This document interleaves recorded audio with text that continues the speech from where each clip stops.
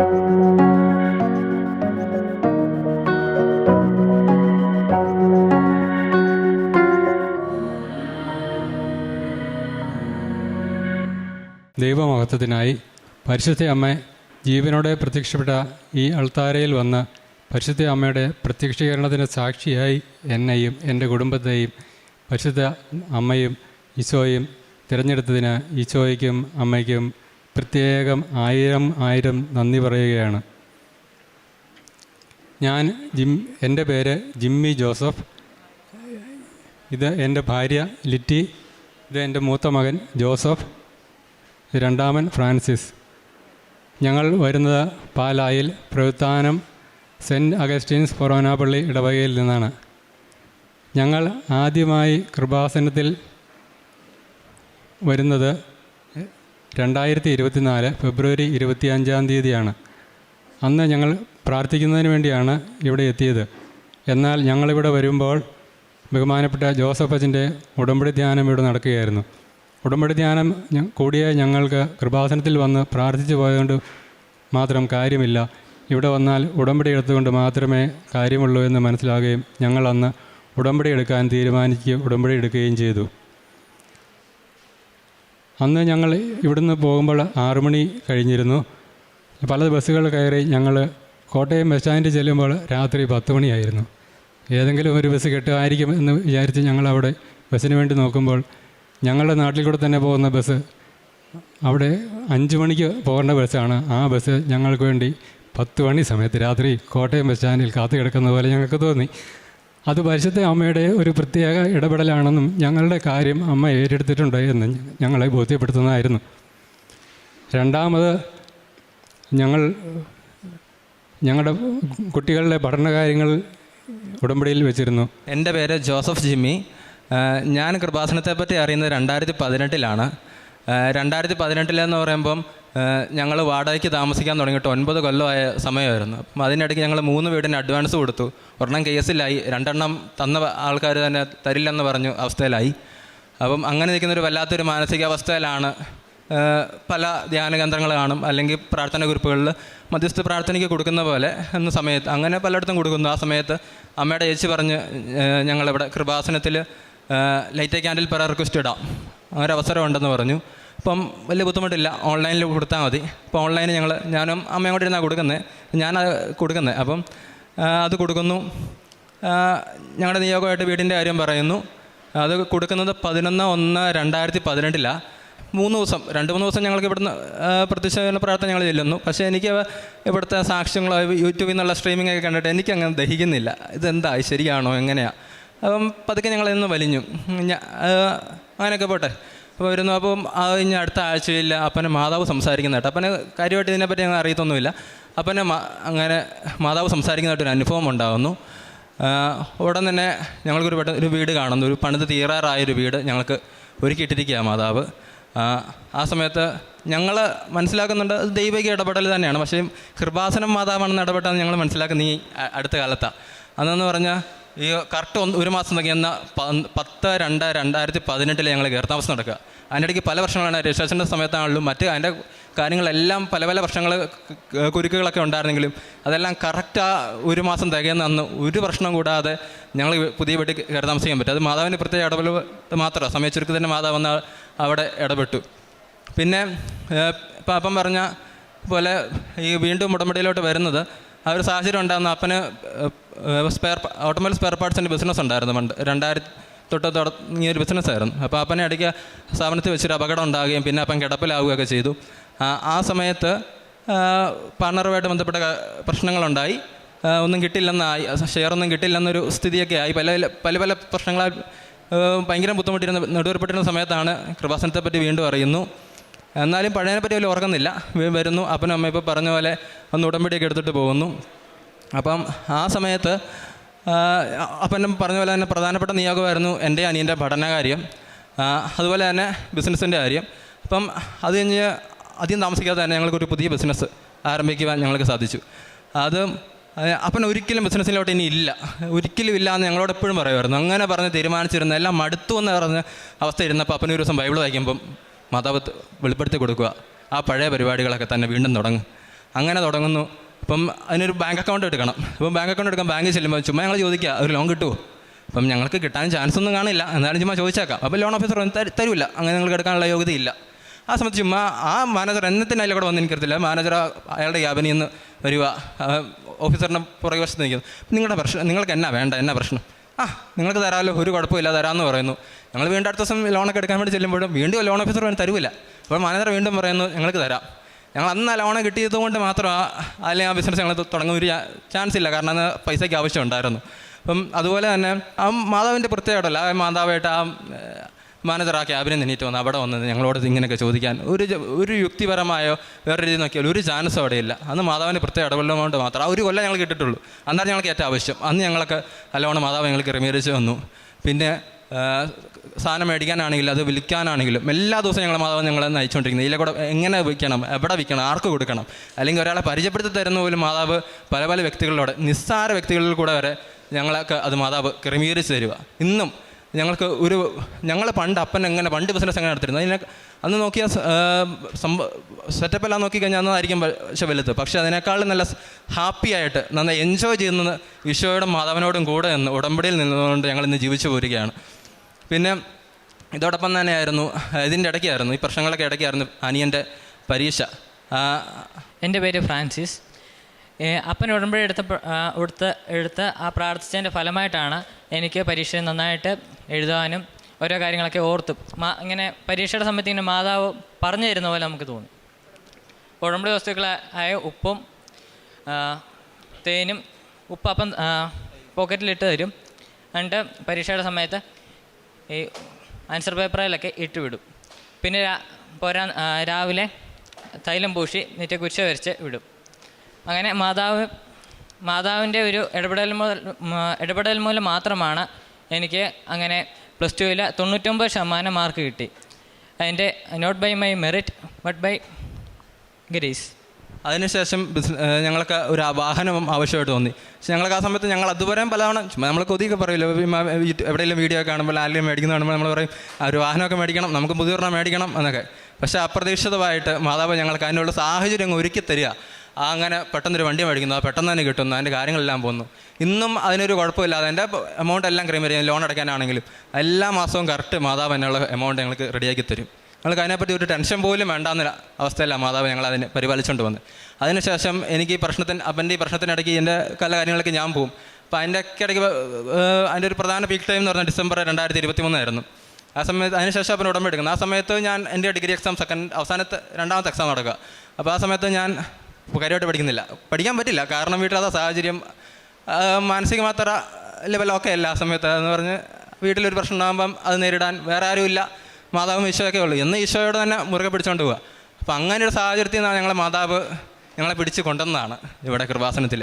അപ്പം ആ degree exam ഞാൻ അറ്റൻഡ് ചെയ്യുന്നു. അത് കഴിഞ്ഞിട്ട് ജൂലൈയിലാണ് അടുത്ത ഫൈനൽ എക്സാം, ജൂലൈ സമയത്ത് അറ്റൻഡ് ചെയ്യുന്നു. അപ്പം ആ സമയത്ത് അപ്പനെ എനിക്ക് രാവിലെ തൈലം പൂശി തരും, എനിക്ക് ഉപ്പും പോക്കലിട്ട് തരും. ഞാൻ അത് ഉടമ്പടി നിറച്ച വസ്തുക്കൾ നമ്മൾ ഉപ്പും കഴിക്കും, വിശ്വാസപ്രമാണം ചൊല്ലി കഴിക്കും.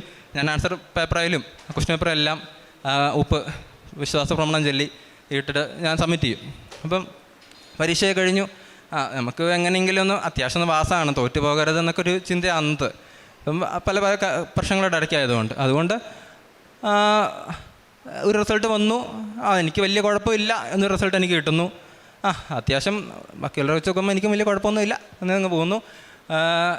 അതിനൊരു കുറച്ച് നാൾ കഴിഞ്ഞ് ഒരു ഫെബ്രുവരി 19 2025 ആയപ്പം ഞാൻ വിട്ട സാധനം ഞാൻ കോച്ചിങ്ങിന് വന്ന് ഈ കേന്ദ്ര സർക്കാർ ജോലികളുടെ കോച്ചിങ്ങിന് വേണ്ടി. അപ്പം അത് കഴിഞ്ഞിട്ട് ഞാൻ തിരിച്ച് വരും. വൈകിട്ട് വരുമ്പം എൻ്റെ സൈഡിൽ സീറ്റിലെ ചേട്ടൻ അവിടെ എണീക്കുന്നു. അപ്പം ഞാൻ നിൽക്കുമായിരുന്നു, ഞാൻ അവിടെ ഇങ്ങനെ ഇരിക്കുന്നു.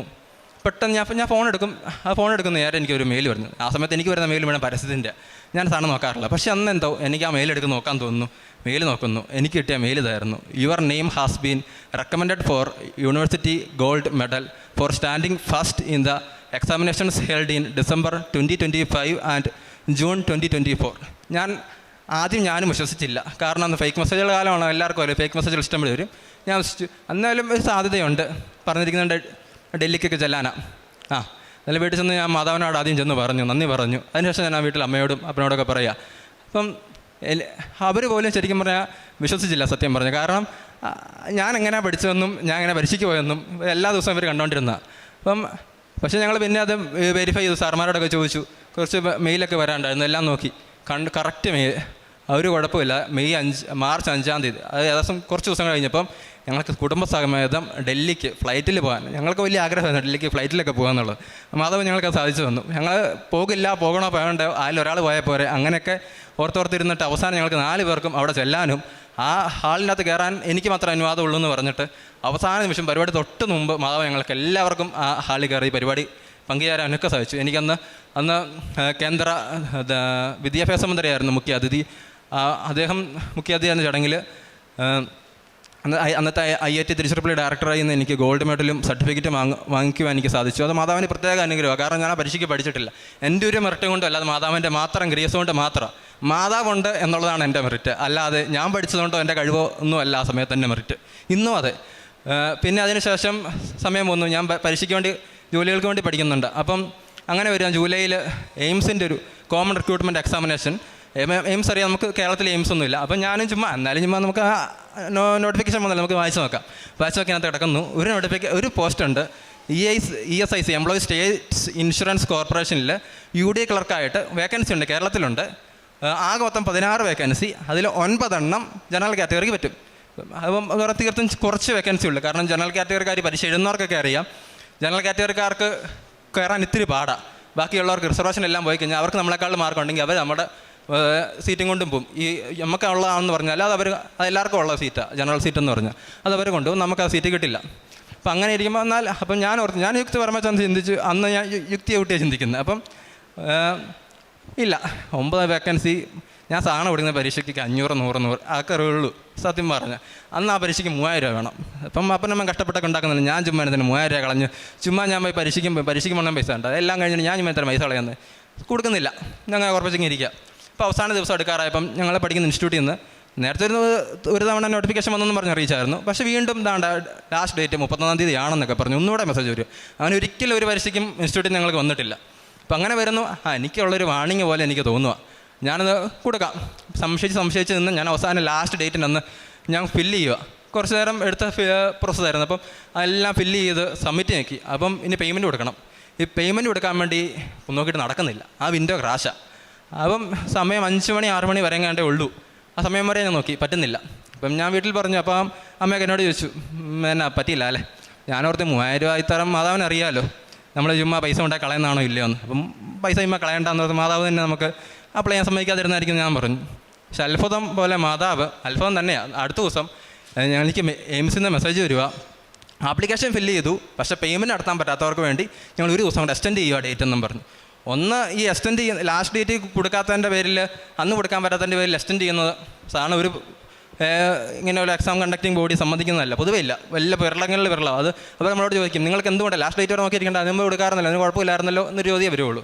പിന്നെ അതുപോലെ തന്നെ ഇപ്പം വന്നാൽ തന്നെ എക്സ്റ്റെൻഡ് ചെയ്താൽ തന്നെ അവരുടെ സൈറ്റിൽ ഒരു നോട്ടിഫിക്കേഷൻ ഇറക്കും, അത് നോട്ടിഫിക്കേഷൻ ഇറക്കും എക്സ്റ്റെൻഡ് ചെയ്തെന്നും പറഞ്ഞു. പക്ഷേ ഇതങ്ങനെയല്ല. എനിക്ക് മാതാവ് എന്നെ അറിയിക്കാൻ വേണ്ടി അവരെ കൊണ്ട് അത് മെസ്സേജ് അയച്ചു. എനിക്ക് മെസ്സേജ് വന്നു, ഞാൻ അപ്ലൈ ചെയ്തു. കുറച്ച് ദിവസം 10-20 ദിവസം കഴിഞ്ഞപ്പം എക്സാമിന് ഞാൻ കാര്യമായിട്ടൊന്നും ഇതിനു വേണ്ടി ഒന്നും പ്രിപ്പയർ ചെയ്തിട്ടില്ല. വേറെ എക്സാമൊക്കെ നടക്കുന്നുണ്ട് അതിന് വേണ്ടി. പക്ഷേ അതുമായിട്ട് നല്ല മാറ്റമുണ്ട്. അപ്പം ഞാനിതുകൊണ്ട് പ്രിപ്പയർ ചെയ്തിട്ടില്ല. അതൊരു 2-3 മോക്ക് ടെസ്റ്റ് എടുക്കുന്നു, അത് മാത്രം. അതുകൊണ്ടൊന്നും ആവില്ലെന്ന് എഴുതുന്നവർക്കൊക്കെ അറിയാം. അങ്ങനെ ഒരു മോക്ക് ടെസ്റ്റ് 2-3 മോക്ക് ടെസ്റ്റ് എടുത്തും കൊണ്ട് ഒരു പരീക്ഷയും ജയിക്കാൻ പോകുന്നില്ല.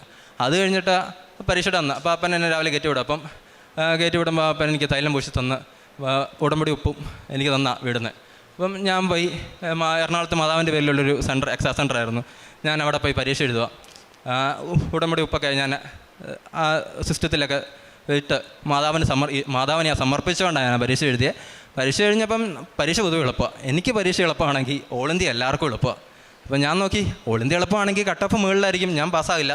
അത് തന്നെ ഇപ്പം എന്തെങ്കിലും ഉണ്ടെങ്കിൽ തന്നെ 500 വേക്കൻസി എല്ലാവരും ഓൾ ഇന്ത്യ മുഴുവൻ വിളിച്ചിരിക്കുന്നതിനകത്ത്. അപ്പം ഞാൻ കിട്ടില്ല എന്നൊക്കെ ഓർത്ത് ഇരിക്കുകയാണ്. ഒക്ടോബറിലൊരു റിസൾട്ട് വരുന്നു, ഞാൻ പാസ്സായിട്ടുണ്ട്. 10,000 പേരുടെ ലിസ്റ്റ് നിങ്ങൾ പെട്ടിട്ടുണ്ട്. 500-600 വേക്കൻസി ഉള്ളിടത്ത് 10,000 പേരുടെ ലിസ്റ്റ് താൻ പെട്ടിട്ടുണ്ടെന്നും പറഞ്ഞ് റിസൾട്ട് വന്നു. ഡിസംബർ ആദ്യത്തെ ആഴ്ച എനിക്ക് മെസ്സേജ് ഞാൻ ഇത് റിസൾട്ട് നോക്കിയൊന്നുമല്ല, വേറെ വഴിക്ക് വേറെ കാര്യം നോക്കി പോയപ്പോൾ ഇങ്ങനെ റിസൾട്ട് നടക്കുമ്പോൾ കാണുന്നു. അപ്പോൾ ഞാൻ മാധവനോട് പറഞ്ഞിട്ട് ഞാൻ വിശ്വാസപ്രമാണം ചൊല്ലി ഞാൻ ഫയലെടുത്ത് നോക്കുക. എന്നിട്ട് എൻ്റെ റോൾ നമ്പർ ഞാൻ അടിച്ച് നോക്കുക.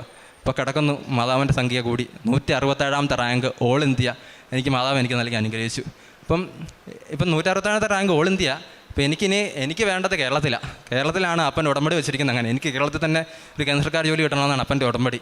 അപ്പം എനിക്ക് കേരളത്തിൽ തന്നെ കിട്ടണമല്ലോ. അപ്പോൾ ഇതിൻ്റെ പ്രിഫറൻസ് നമുക്ക് കേരളത്തിൽ തന്നെ വേണമെന്ന് കൊടുക്കാനുള്ള ഡേറ്റിൻ്റെ അന്ന് അപ്പനും അമ്മയ്ക്കും ഇവിടെ ഉടമ്പടി പുതുക്കാൻ പറഞ്ഞായിരുന്നു. അന്ന് അപ്പനും അമ്മയും വന്നപ്പോൾ ഞാൻ ആ റിസൾട്ടിൻ്റെ പ്രിൻ്റ് ഞാനെടുത്ത് അപ്പൻ്റെ അമ്മേനും കൊടുത്തു വിട്ടു. അവൻ്റെ അടുത്ത് കൊടുത്തിട്ട് പ്രാർത്ഥിക്കാൻ. അവർ പ്രാർത്ഥിച്ചു. അന്ന് ഞാൻ കൊടുത്തു. ജാനുവരി 3-ാം തീയതി ആയപ്പം എനിക്ക് റിസൾട്ട് വന്നു. കേരളത്തിൽ ESIC തന്നെ എനിക്ക് അലോട്ട് ചെയ്തിട്ടുണ്ട്. മാർച്ച് 3-ാം തീയതി ആയപ്പം ഡോക്യുമെൻ്റ് വെരിഫിക്കേഷൻ കഴിഞ്ഞു. ഡോക്യുമെൻ്റ് വെരിഫിക്കേഷൻ കഴിഞ്ഞ് തൃശ്ശൂരിലായിരുന്നു. തൃശ്ശൂർ ഞാൻ നേരെ വന്ന് ഇങ്ങോട്ടാണ്. അതോടെ ഞാൻ കണ്ട് നന്ദി പറഞ്ഞു. കാരണം എനിക്ക് കിട്ടാതിരിക്കാൻ പല സാഹചര്യം ഉണ്ടായിരുന്നു. ഞാൻ കൊടുക്കാൻ തന്നെ ചാൻസ് ഇല്ലാത്ത, ഞാൻ അതിനകത്ത് എഴുതിയിരിക്കുന്ന പല ചോദ്യങ്ങളും ഞാൻ മിസ്സാക്കിയ ചോദ്യങ്ങളെന്ന് പറഞ്ഞാൽ എല്ലാവർക്കും അറിയാവുന്ന നിസ്സാര ചോദ്യങ്ങളാണ് ഞാൻ അതിനകത്ത് ചെയ്യാതെ ഇട്ടിരിക്കുന്നത്. അല്ലാതെ തന്നെ അറിയാത്ത കുറേ ക്വസ്റ്റ്യനുണ്ട്, കുറേ നിസ്സാര ക്വസ്റ്റ്യനുകൾ ഞാൻ ഇട്ടിട്ടുണ്ട്. എന്നിട്ടും എനിക്ക് അത്ര 167ാമത്തെ റാങ്ക് ഓൾ ഇന്ത്യ നൽകി.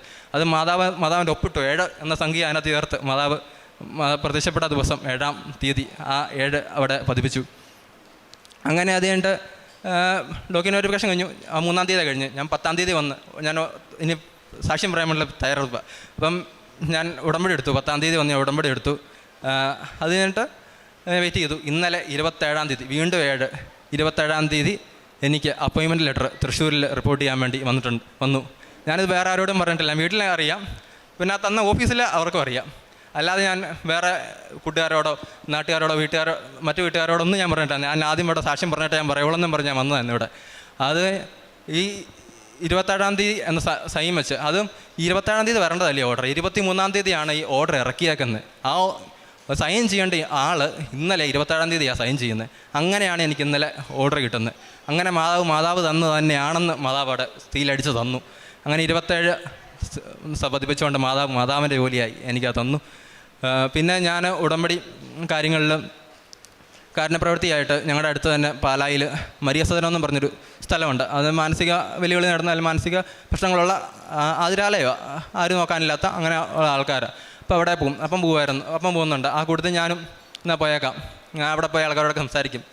എന്നെ സംസാരിക്കും. ഞാൻ പൊതുവെ സംസാരിക്കുന്നതിനും അങ്ങനെ പ്രകൃതിയുള്ള മനുഷ്യനൊന്നും അല്ല. എനിക്കങ്ങനെ ഒരാളെ പെട്ടെന്ന് കണ്ട ഒരാളോട് സോപ്പിട്ട് സംസാരിക്കണമെന്ന് എനിക്കറിയത്തില്ല. ഞാനങ്ങനെ സംസാരിച്ചിട്ടുമില്ല. അപ്പം ഞാൻ അവരോടൊക്കെ പോയി സംസാരിക്കുക. അവരൊക്കെ എന്നോട് ഇങ്ങോട്ട് സംസാരിക്കുക. അവർക്കൊക്കെ എന്നോട് ഭയങ്കര താല്പര്യം. ഞാൻ സംസാരിക്കുന്നു, എനിക്ക് ഉള്ള മറുപടിയും കിട്ടുന്നു പറയാനുള്ളത്. ഞാൻ അവരോട് സംസാരിക്കുന്നു. അവിടെ എനിക്ക് പൊതുവെ ഇങ്ങനെ ഒരു വൃത്തി ഇല്ലാത്ത അല്ലെങ്കിൽ വേറെ മറ്റു ദുർഗന്ധം എന്തെങ്കിലും ഉണ്ടെങ്കിൽ എനിക്ക് നിൽക്കാൻ പാടാം. അവിടെ എന്ന് പറഞ്ഞാൽ നല്ല മണമല്ല. അപ്പം എന്നെ പഠിപ്പിച്ചിട്ടുണ്ട്, ആ മണം അത് അവിടുത്തെ മണമല്ല, അത് ഈശോയുടെ മണമാണ്. ആ മണത്തെ നമ്മൾ സ്നേഹിക്കണം. എനിക്കൊരു കുഴപ്പമില്ല. അന്ന് എനിക്കൊരു ചെറിയ ബുദ്ധിമുട്ട് തോന്നി. പിന്നെ അത് കഴിഞ്ഞിട്ട് ഞാൻ അടുത്ത ആഴ്ച തൊട്ട് എല്ലാ ഞായറാഴ്ച ഞാൻ പോകും. അപ്പം അപ്പനോടത്തി പോകും. അന്ന് അവരുടെ നഖമൊക്കെ വെട്ടും. അപ്പം അവിടെയുള്ള പ്രധാന കാര്യമെന്ന് പറഞ്ഞാൽ അവിടെ കയ്യിൽ നഖം വെട്ടാനൊക്കെ ഇപ്പം കുറച്ച് ഉടമ്പടി എടുത്തവർ കുറേ പേര് വരും, അല്ലാതെ കുറച്ച് വോളണ്ടിയേഴ്സൊക്കെ വരും. പക്ഷെ കാലേലെ വെട്ടാൻ വരില്ല. കാരണം കാല് അത്ര രസമല്ല അവിടെ വെട്ടാൻ. അത് നല്ല ചെളിയൊക്കെ കാണും, പല പല വേസ്റ്റുകൾ കാണും. അങ്ങനെയുള്ളൊരു സന്തോഷം. നമുക്കൊരു കുഴപ്പമില്ല. ഞാനും അപ്പനൊക്കെ അത് വെട്ടും. അവരോട് നല്ല സന്തോഷം. അവർക്ക് ഞങ്ങളെ താല്പര്യമാണ്. ഞങ്ങൾ ചെല്ലുമ്പം അവർ ഓടി വരും, എന്നിട്ട് വെട്ടാൻ വരും, ഞങ്ങളോട് സംസാരിക്കും. വെട്ടാനില്ലെങ്കിൽ പോലും അവരവിടെ സംസാരിക്കും. അവർക്ക് എല്ലാവരും വെട്ടൊന്നും ഇഷ്ടമല്ല. ഞാൻ എൻ്റെ നഖം എങ്ങനെ വെട്ടുന്നു അതുപോലെ തന്നെ എനിക്ക് അവരുടെ നഖം വെട്ടാൻ സാധിക്കുന്നുണ്ട്. അത് ഈശോയുടെ നഖം ഞാൻ എങ്ങനെ വെട്ടുന്നു അതുപോലെ തന്നെ എനിക്കത് ഈശോയെ കണ്ടുകൊണ്ട് എനിക്ക് വെട്ടാൻ മാതാവ് എനിക്ക് കൃപ നൽകിയേക്കാം. എനിക്ക് ആ മണവോ അവിടെ വൃത്തിയില്ലായ്മയോ ഒന്നും എനിക്കൊരു പ്രശ്നമായിട്ട് എനിക്ക് തോന്നാറില്ല. ഈ ഉടമ്പടിയിൽ ഞാൻ നിയോഗങ്ങൾ വെച്ചിരുന്നതാണ്. എൻ്റെ ഭാര്യ ലിറ്റിക്ക് ഒരു ബ്ലീഡിങ് ഉണ്ടായിരുന്നു. അത് 2 ആഴ്ച നീണ്ടു നിന്നു. ആദ്യമൊക്കെ തുടങ്ങിയപ്പോൾ ഇന്ന് മാറും നാളെ മാറും എന്ന് വിചാരിച്ചിരുന്നു.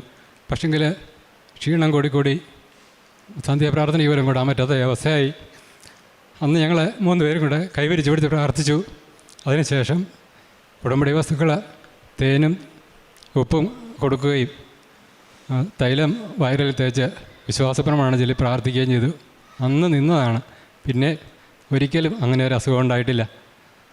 പിന്നെ ലിറ്റിക്ക് ദേഹത്ത് നീര് വന്നിട്ട് കൈക്കും കാലിനും എല്ലാം വേദന, പെടലിക്കും ഒക്കെ വേദനയായിരുന്നു. ജോലി ചെയ്യാൻ പറ്റാത്ത അവസ്ഥകൾ ഉണ്ടായിരുന്നു. അതെല്ലാം ഉടമ്പടി വസ്തുക്കളായി ഉപ്പും തൈലവും മാത്രം ഉപയോഗിച്ച് ഇന്ന് എല്ലാ ജോലികളും ചെയ്യാൻ സാധിക്കുന്നുണ്ട്. കൈവക്കാൻ പറ്റുന്നുണ്ട്. എല്ലാ ജോലികളും ചെയ്യാൻ സാധിക്കുന്നു. പരിശുദ്ധ അമ്മ വഴിയായിട്ട് ഈശോയിൽ നിന്ന് ഞങ്ങൾക്ക് ഇത്രയേറെ അനുഗ്രഹങ്ങൾ വാങ്ങിത്തന്നതിന് അമ്മയ്ക്കും ഈശോയ്ക്കും 1000 നന്ദികൾ പറയുകയാണ്. ആത്മീയ ജീവിതത്തിൽ കുർബാന കുമ്പസാരം ഇവയെല്ലാം ആണ്ടിൽ 1 അല്ലെങ്കിൽ 2 കുമ്പസാരമായിരുന്നു എനിക്കുണ്ടായിരുന്നത് ഉടമ്പടി എടുക്കുന്നതിന് മുമ്പ്. ഇപ്പോൾ 2 ആഴ്ച കൂടുമ്പോൾ കുമ്പസാരിക്കുകയും എല്ലാ ദിവസവും പരിശുദ്ധ കുർബാനയിൽ പങ്കെടുക്കുകയും ചെയ്യുന്നു. നേരത്തെ ഞായറാഴ്ച മാത്രമാണെന്ന് ഞാൻ കുർബാനയിൽ പങ്കെടുത്തിരുന്നത്. പിന്നെ സന്ധ്യാപ്രാർത്ഥനയിൽ ഞാൻ ഞായറാഴ്ച മാത്രമായിരുന്നു ഉണ്ടായിരിക്കുകയും പ്രാർത്ഥനയിൽ പങ്കുചേരുകയും ചെയ്യുന്ന. ഇപ്പോൾ എല്ലാ ദിവസവും കുടുംബ പ്രാർത്ഥനയിൽ പങ്കെടുക്കുന്നു. പിന്നെ പ്രേക്ഷിത പ്രവർത്തനമായിട്ട് ഞങ്ങൾ ചെയ്യുന്നത്, ഞാനിവിടെ വന്നപ്പോൾ ആദ്യത്തെ ദിവസം തന്നെ 2 കെട്ട് പാത്രമായിരുന്നു വാങ്ങിച്ചുകൊണ്ട് പോയത്. അത് എങ്ങനെ കൊടുക്കണമെന്നൊന്നും അറിയത്തില്ല, എങ്കിലും ഞാൻ മേടിച്ചുകൊണ്ട് പോവുകയായിരുന്നു. പിന്നീട് ഞങ്ങളുടെ സ്ഥാപനങ്ങളിൽ, വീടുകളിൽ, ബസ് സ്റ്റാൻഡുകളിൽ, അങ്ങനെ പല സ്ഥലങ്ങളിൽ ആണ് ഞങ്ങൾ ഇപ്പോൾ 4 കെട്ട് പത്രം വാങ്ങിച്ചു കൊണ്ടുപോയി ഞാൻ തന്നെ കൊടുക്കുന്നു. ജോസഫ് വേറെ കൊടുക്കുന്നുണ്ട്. പിന്നെ കഴിഞ്ഞ രണ്ട് ജപമാല റാലികളിൽ ഞങ്ങൾക്ക് കുടുംബസമേതം മുഴുവൻ പൂർത്തിയാക്കാൻ ഞങ്ങൾക്ക് സാധിച്ചിട്ടുണ്ട്. മാതാവിന് പ്രത്യേകം, കാരണം ഒരു ലെവൽ ആദ്യമൊക്കെ ഞാൻ ആദ്യത്തെ തവണ വന്നപ്പോൾ പാതി വഴി വന്നപ്പോൾ നിന്ന് പോകും, ഇനി മുമ്പോട്ട് പോകില്ല എന്ന് ഞാൻ ഓർത്തായിരുന്നു. പക്ഷേ ആ കറക്റ്റ് അവസാനം അർത്തിങ്കപ്പള്ളി ചെല്ലാനും അവിടെ ചെന്ന് പരിശുദ്ധ കുർബാന സ്വീകരിച്ച് ആ സമാപന ആശീർവാദം മേടിച്ചിട്ട് ഞങ്ങൾ വീട്ടിൽ പോയി. കഴിഞ്ഞ പ്രാവശ്യമാണെങ്കിൽ അപ്പൻ എന്നെ തലേ ദിവസം ഭയങ്കര വല്യവേദനയായിരുന്നു, ഒട്ടും പറ്റില്ല. അപ്പൻ രാവിലെ ഒട്ട് കിടപ്പ്, അതുപോലെ വല്യവേദനയായിരുന്നു. പക്ഷേ അന്നത്തെ ഡെയിലി ബ്രെഡ് ഞാൻ ഓർക്കുന്നുണ്ട്, ജോസഫ് അച്ഛൻ പറഞ്ഞു, നിങ്ങൾ എങ്ങോട്ടേലും പോവുകയാണ്, അതിനുള്ള ആശീർവാദം നിങ്ങൾക്ക് തരുന്നു, അത് ശരിയായിട്ട് വരും എന്ന് അച്ഛനെന്ന് പറയുന്നുണ്ട്. അപ്പം അന്ന് ഞങ്ങൾ അങ്ങനെ പോകാത്തൊരു ഡോക്ടറെ അടുത്ത് പോകാനും പെട്ടെന്ന് അതിൻ്റെ ആ വേദന കുറയ്ക്കാനും അടുത്ത ദിവസം നല്ല പൂർണ്ണ ആരോഗ്യവാനായിട്ട് ജപമാലയിൽ പങ്കെടുക്കുവാനും ഞങ്ങൾക്ക് സാധിച്ചു. പിന്നെ എല്ലാ ദിവസവും ഞങ്ങൾ ഡെയിലി ബ്രെഡ് രാവിലെ പങ്കെടുക്കും. അതോടൊപ്പം തന്നെ അത് സ്റ്റാറ്റസ് ഇടുക ചെയ്യാറുണ്ട്. പിന്നെ ഞങ്ങളുടെ പള്ളി ഒരു ഫൊറോന പള്ളിയാണ്. അപ്പം രാവിലെ 5:30 ഞായറാഴ്ച ദിവസം കുർബാനയുണ്ട്. ഒരു ദിവസം അപ്പനോട് അച്ഛൻ വന്ന് ചോദിക്കുക, എങ്ങനെ പിള്ളേരാരെങ്കിലും ലേഖനം വായിക്കുമോ? അപ്പം വായിക്കാമെന്ന് അപ്പം പറഞ്ഞു. എന്നിട്ട് ഞങ്ങൾ വായിക്കാം. ഞാനിതുവരെ പള്ളി ലേഖനം വായിക്കാനും പോയിട്ടില്ല. കുർബാനയ്ക്ക് പണ്ടെന്നോ ഒരു കാലത്ത് ഒരു 3-4 ദിവസം അങ്ങനെ കൂടി കാണും, അങ്ങനെ ഞാൻ കൂട്ടിയിട്ടേ ഉള്ളൂ. എന്നെ അച്ഛൻ ഇടവകയിൽ ഇഷ്ടംപടി പിള്ളേരുണ്ട്, പിള്ളേർക്കൊക്കെ ഒരു ക്ഷാമം ഇല്ലാത്തൊരു സ്ഥലം. അപ്പം അവരൊന്നുമില്ല, ഞങ്ങളെ ഈശോ ഞങ്ങൾക്ക് വേണ്ടി, മാതാവ് ഞങ്ങൾക്ക് വേണ്ടി തിരഞ്ഞെടുത്തു, അത് ലേഖനം വായിക്കാം. പിന്നെ ഇപ്പോൾ കുർബാനയ്ക്ക് എല്ലാ ഞായറാഴ്ച 5:30 ഞാനും ഉണ്ട്, അനീനും ഉണ്ട്. ഞങ്ങൾ 2 പേരും കുർബാനയിലും ശുശ്രൂഷകളായിട്ട് പങ്കെടുക്കുന്നു. എല്ലാം ഈ ജീവിതത്തിൽ ഞങ്ങൾക്ക് അറിയാം. പണ്ട് ഇപ്പം അപ്പന് ഈ അപകടം സംഭവിച്ചെന്ന് പറഞ്ഞില്ലേ, അപകടം സംഭവിച്ചത് പോലും അത് മാതാവിൻ്റെ ഒരു പ്രവർത്തനമായിട്ട് വന്നു. കാരണം 2018 ഞങ്ങൾ മാതാവിനോട് അടുപ്പിച്ച് ഞങ്ങൾ മാതാവിനെ പിന്നെ അറിഞ്ഞില്ല, മാതാവ് തന്ന അനുഗ്രഹത്തെപ്പറ്റി അറിഞ്ഞില്ല. പക്ഷേ അത് കഴിഞ്ഞിട്ട് ഞങ്ങളെ കൊണ്ടുവരുന്നു. ആ പഴയ ബിസിനസ് അത്ര സുഖമൊന്നും അല്ലായിരുന്നു. ആ അന്തരീക്ഷത്തിൽ നിന്ന് ഞങ്ങൾക്ക് ഇന്ന് ഇതുവരെ ഞങ്ങൾ അനുഭവിച്ചുള്ള സന്തോഷത്തോടെ ആനന്ദത്തോടെ ഞങ്ങൾ ജീവിക്കുകയാണ്. പിന്നെ തുടർന്നും ഇനിയുള്ള ജീവിതം മുഴുവൻ ഈ മാതാവിനോട് ചേർന്ന്, ഈശോയോട് ചേർന്ന് ഉടമ്പടിയിൽ വിശ്വസ്തയോടെ പാലിച്ച് മുന്നോട്ട് പോകാനാണ് ഞങ്ങൾ ആഗ്രഹിക്കുന്നത്. അതിനുവേണ്ടി ഞങ്ങൾ മാതാവിനോട് പ്രാർത്ഥിക്കുകയും ചെയ്യുന്നു. നന്ദി.